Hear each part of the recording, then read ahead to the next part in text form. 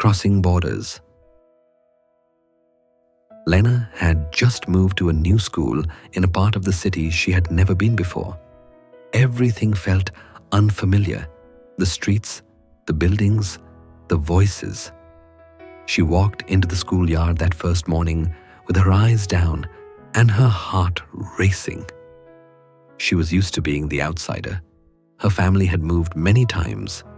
Different towns, different accents, different rules. This place, though, felt colder than the others. Not the weather, but the stairs. She wore a scarf on her head, one that her grandmother gave her. To her, it was part of who she was. But in this school, it felt like a flag that made her stand out in the worst way. On her second day, during lunch, she sat alone. A group of girls nearby looked over and whispered. One laughed. Lena tried to focus on her food, but her hands shook.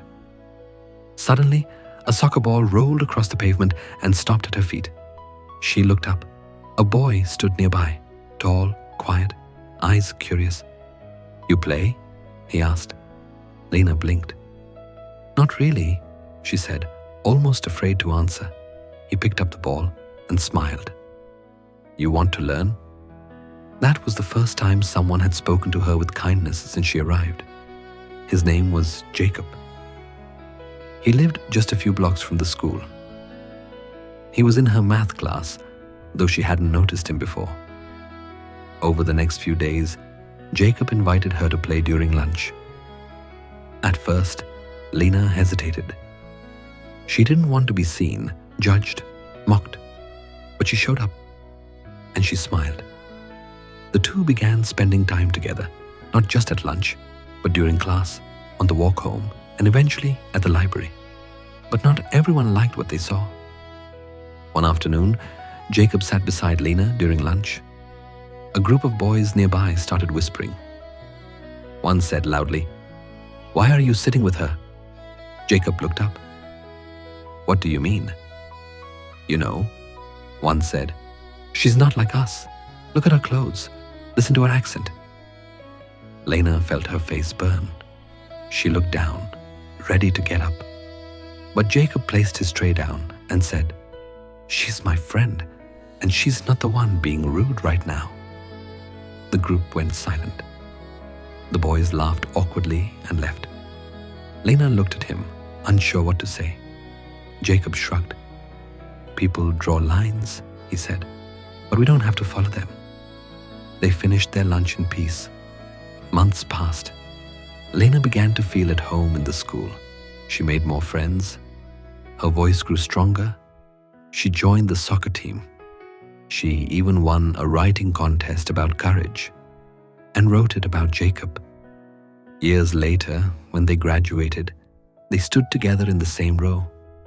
They didn't look the same, dress the same, or come from the same story.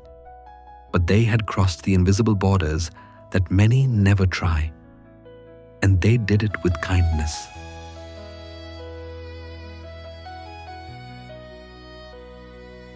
We live in a world full of lines. Lines of language, religion, race, beliefs. Some are drawn by history, others by fear. But we have the power to cross them. Lena and Jacob's friendship shows us that connection begins with simple acts. A question, a shared moment, a decision to look beyond what we see. Crossing borders doesn't mean losing who we are. It means choosing to see more deeply.